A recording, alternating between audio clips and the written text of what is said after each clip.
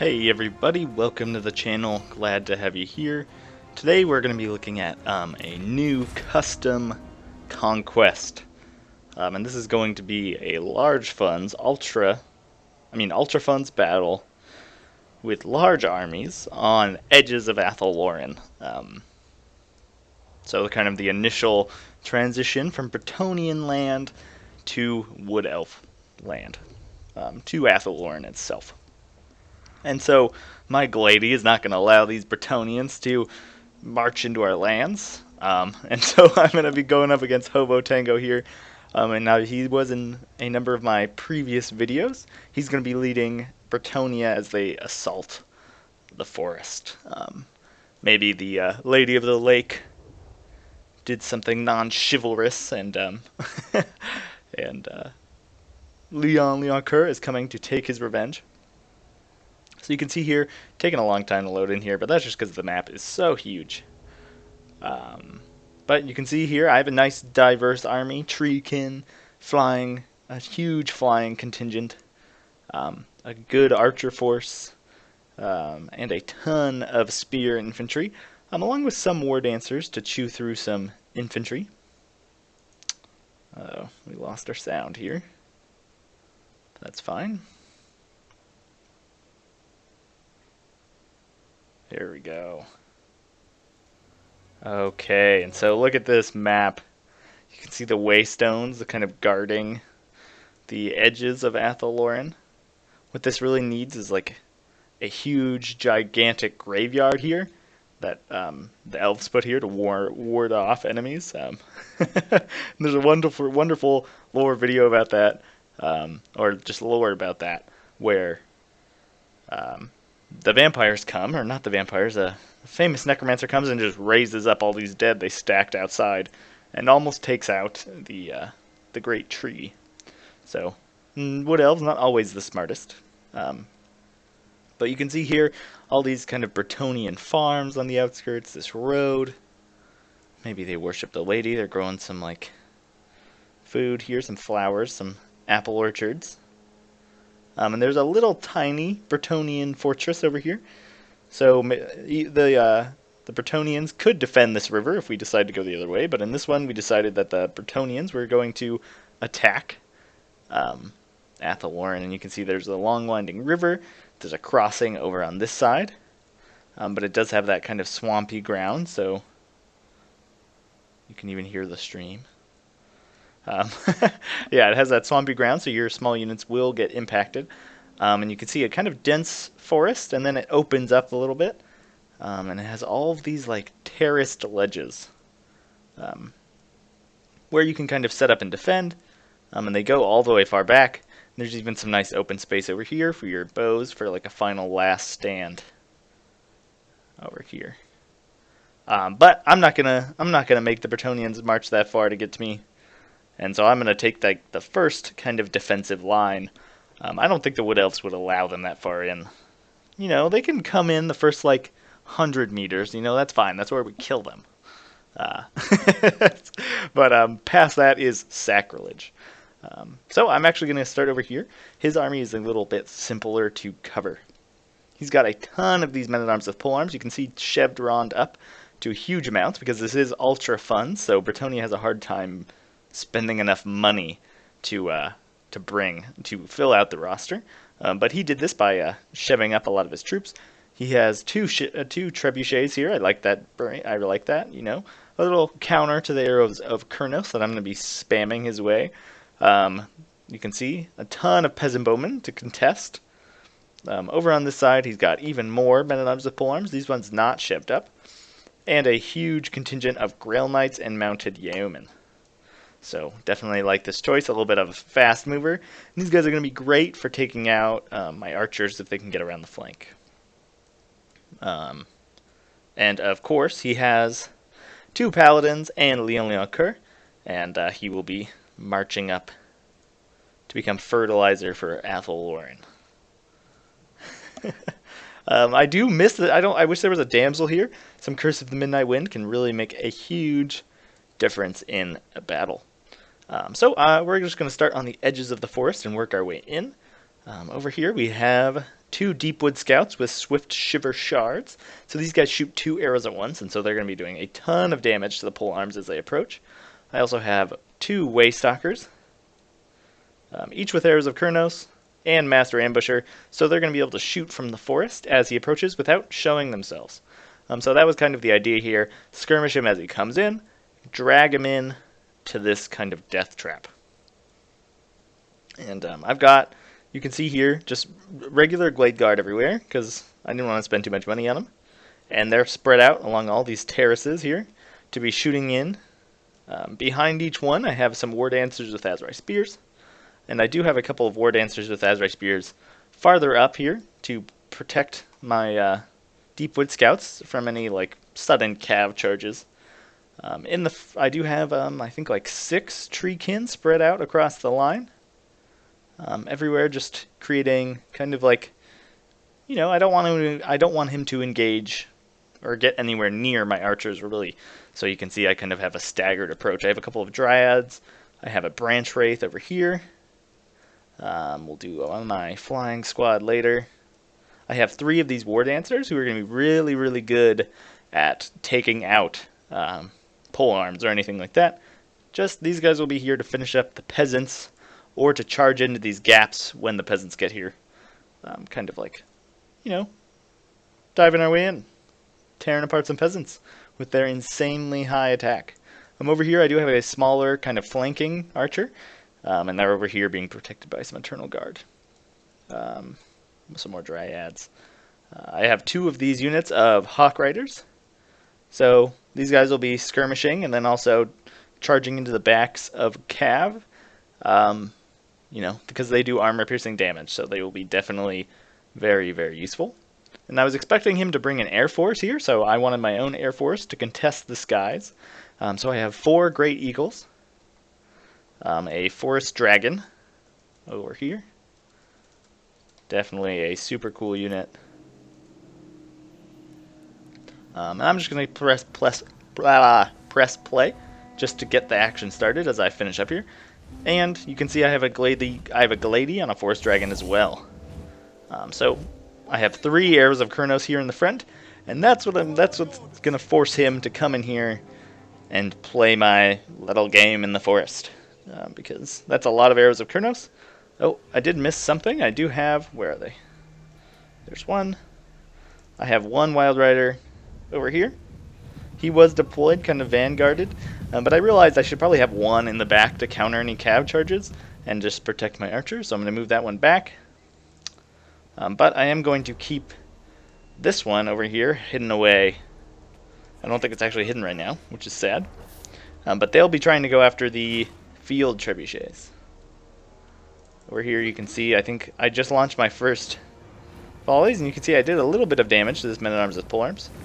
Any damage I can do before they get into combat is going to be great for me. And we'll fast forward here a little bit. As the field trebuchets come forward, see he can't see any of these units. He can see my Glady now. I think she's going to come up and shoot. But you can see 2 of those 3 little things, the arrows of Kurnos that it shoots, got blocked on that tree there, so definitely did not do very much damage. But yeah, he cannot see any of this. This is all just like a mystery.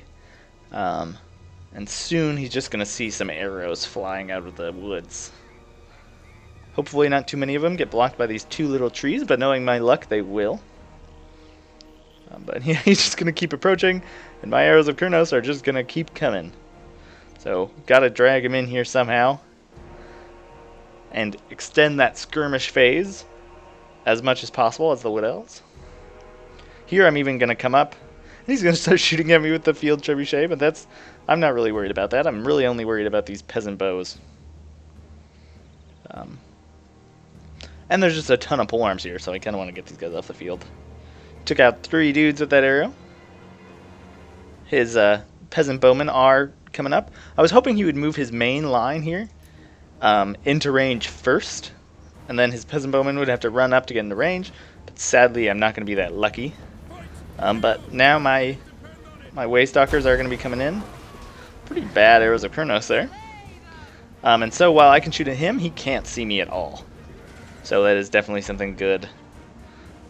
Some arrows coming down on my Glade Lord. He has physical resistance, so it's not actually going to be that bad. And I have Earth Blood. But, you know, I don't want to take any fire if I don't have to. Morale will be very important in this battle. You can see these Waystalkers just doing so much damage. Over here, I do let my Waystalker, or my Deepwood Scouts, take a ton of damage just from one volley. That's a very expensive unit, so I'm going to fall them back. But I have pretty much decimated this Peasant Bowman on that side. And now that I've kind of retreated back in the trees, they'll be taking slightly less damage. You can see there just so much HP damage on these guys. And he's going to fall back. I don't know what he's, like, you need to run in here. My Waystalkers are just having a field day. And those Arrows of Kronos are just on cooldown. So, you definitely just, when there's a forest like this, you just got to get in there. Limit this skirmishing phase. Because Master Ambusher is just an amazing trait, especially when there's so much forest on the map. So I definitely think the Wood Elves have the advantage in this matchup. Over here, Peasant Bowman coming into range. My Deepwood Scouts are opening fire. These guys don't have the best range, so that is one of the problems I'm having here. Is that the Peasant Bowmen just kind of outrange me. You can see, actually, my Glade Lady taking a ton of damage here. Well, relatively. So I'm going to be wanting to get her out of there.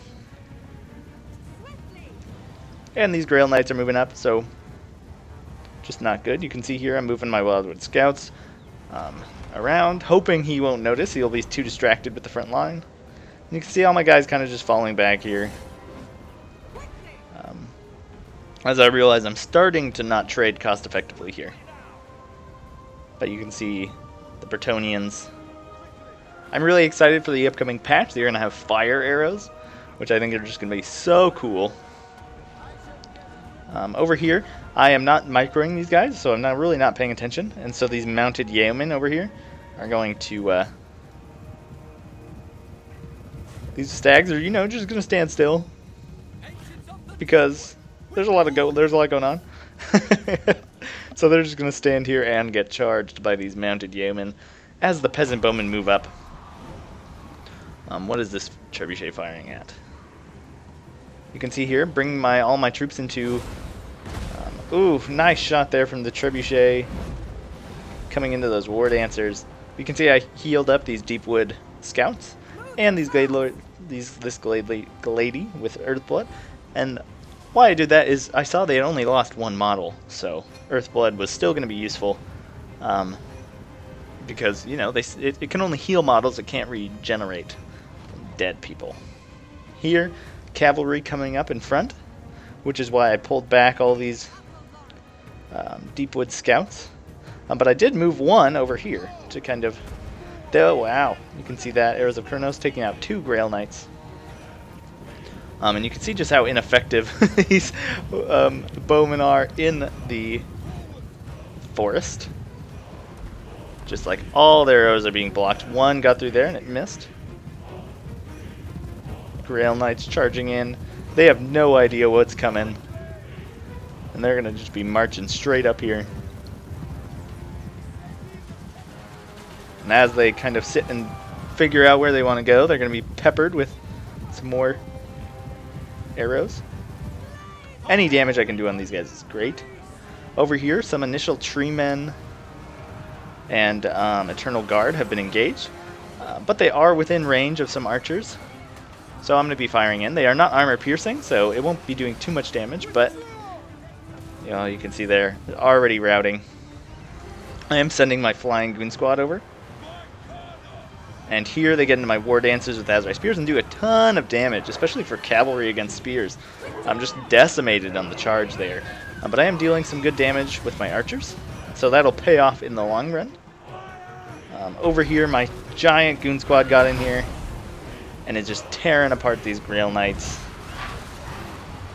There's just too much here, really, for these Grail Knights to handle.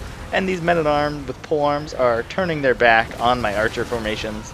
And Forest Dragon's just a little out of their pay grade.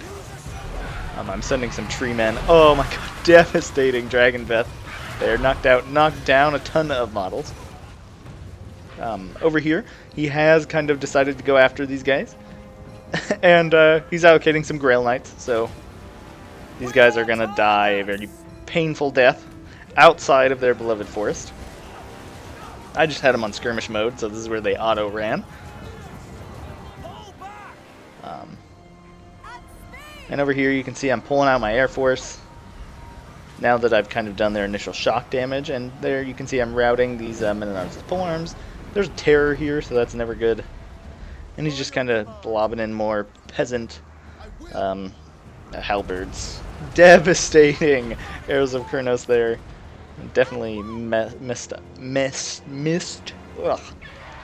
on that one. You can see my Waystalkers, nice position here, but they are running out of ammo. So now I just have some Treekin in here, some Internal Guards, some Dryads, and some more Treekin. And so now I'm just kind of hoping that they'll fight it out. And I'm going to be kind of bringing my troops all the way back here to cast Earthblood on them. You can see my Treekin here getting shot at with Field Trebuchet. I'm perfectly fine with that. They're really not going to do much. And you can see we've both kind of fallen back here after this initial engagement, unsure of what to do. But I am getting some nice shots in here with my peasant, or not my peasant bows, but my Glade Guard. So taking some very expensive Grail Knights off the field. And, you know, just slowly working our way through the mass amount of halberds here. And Treekin aren't actually going to do that great in this matchup, but they are just going to survive for a while, which is all I really ask of them. Sacrifice themselves for the forest. You can see here, still chasing down these guys. What's left of my Wild Riders are hanging out back here, waiting for an opportunity to get at the Trebuchet.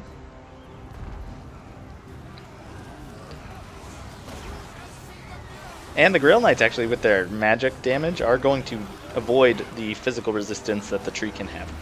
So definitely a good choice there. You can see just a ton of peasant bowmen out here, super far away from their line. And I actually have a ton of flying units here, so I guess you can you can assume what's going to happen here. Each one of my terrifying giant creatures is going to take one of these peasant bowmen and just annihilate them. We're going to watch as these peasant bowmen stand bravely. Some eagles throw them around. Here comes the forest dragon. Let's watch. Just as he sends just these guys flying, and they're not going to stick around in this fight. Oh man, that is just, the forest dragon is just so cool. And yeah, you definitely got to have support. This is a lot of money I'm sending routing here.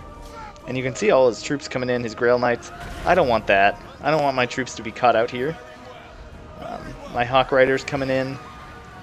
Gonna send the Grail Knights off. So my Treekin, you can see, I lost one unit, but one of my units survived, mostly undamaged. And I'm gonna be able to get out of here. That was such a quick strike that I'm gonna outpace the Grail Knights here. Thankfully. Because they all do have magic damage. Over here, you can see some Halberdiers wisely repositioning here. They're kind of alone on this side. What's going on here? My Treekin falling back as well. Some Glade Guard. Oh man, how did my Glade Guard get this damage? I must have missed something. But you can see now we're both kind of reforming here. I'm gonna use my heroes and my lords to come back out here and keep skirmishing. I need to keep triggering the Arrows of Kurnos. You can see the balance of power slightly in my favor. Neither of us have really done anything against the other's heroes, but since they're on foot, I feel like I'm gonna be able to cycle charge these guys pretty effectively. Let's see if I come out here. Yeah, you can see my Waystalkers making their way out front. My Wild Riders over here. Oh man. I'm just using these guys so poorly. This is 1,200 gold. That is just going down the drain. To mounted yeoman. Oh man. But yeah, they're gone. They're shattered. Good choice. I wouldn't want to stick around either. But yeah, you can see here he is reformed, and I'm not content. I'm not gonna sit back and let these guys slink away. No, the elves are going to come out of Athel, Loren, and finish these guys off. I had all these units like grouped in crazy groupings. I didn't know how to ungroup them, so I was like dragging them out one by one. Kind of had to reform all my troops because I had them like grouped up by defensive area. So I could kind of quickly switch from one to the other. I was expecting far more Grail Knights and Pegasus Knights and stuff like that for this assault. Heirs of Kurnos coming in, dealing some good damage there. And I'm just gonna bring my goon squad out here to this open plain, start skirmishing just a little bit. Imagine you are this unit, and you get arrowed, you get netted by a magical net, and you know there's just like 20 giant eagles right behind you, just like staring at you as if you're lunch. This would not be very fun. You can see they're doing some good work against these guys. Nice Heirs of Kurnos there, sending dudes flying. Oh. The Heirs of Kurnos really need to like use limit. It's just so annoying, especially with the dwarves. And if you get into the side of a unit like this, you can do so much damage. So something to watch out for. But you can see we'll get a nice view here of the wood elves marching to war. Trees in the background, some wild riders to cover my glade guard, dryads in the front.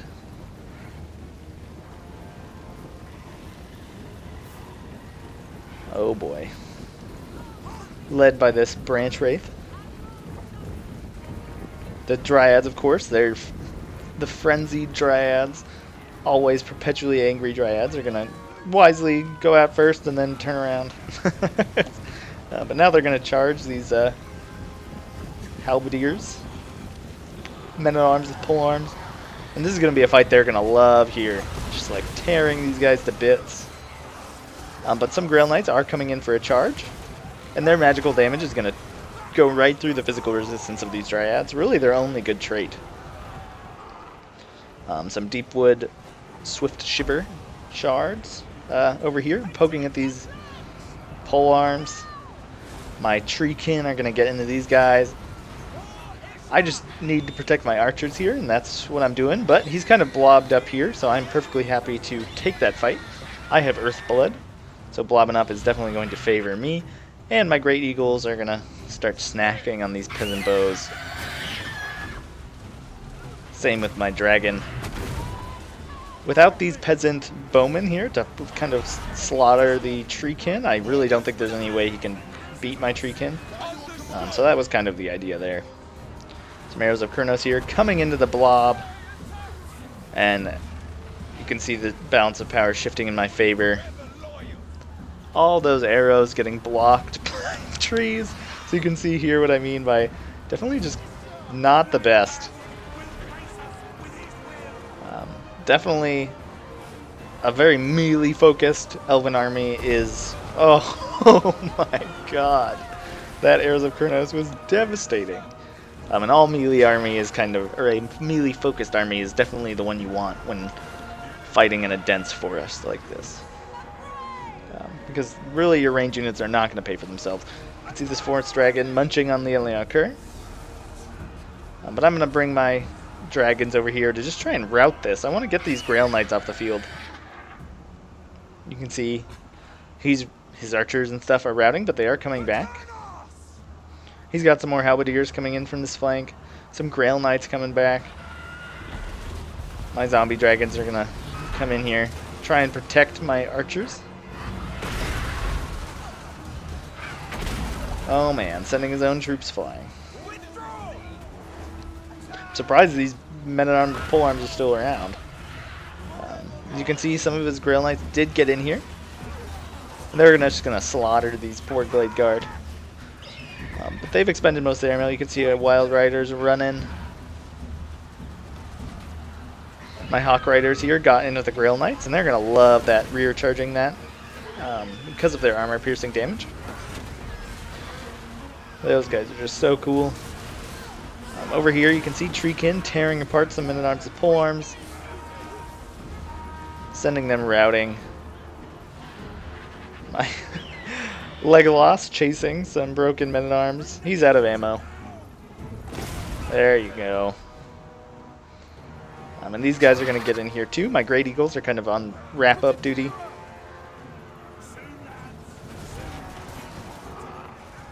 Oh, so now you have arrows for close combat, but not for shooting? That's what I always find slightly troublesome about these guys. And right now you can see Leon Kerr just laying waste to some of these guys. But really there's just too much. My Hawk Raiders are coming in. My War Dancers screaming. Okay, I gotta get out of there. That's too much. And yeah, you can see really just his heroes left here. And this is going to shift. Oh, he does have actually a ton of forces here still left. But, you know, just the balance of power is so far in my favor at this point. Leon Kerr is being murdered. So are his paladins. Oh, just, yeah. Devastating, continuous arrows of Kurnos fire. We definitely have to see how many kills those guys got. Leon Kerr. It's not going to be getting away from this fight.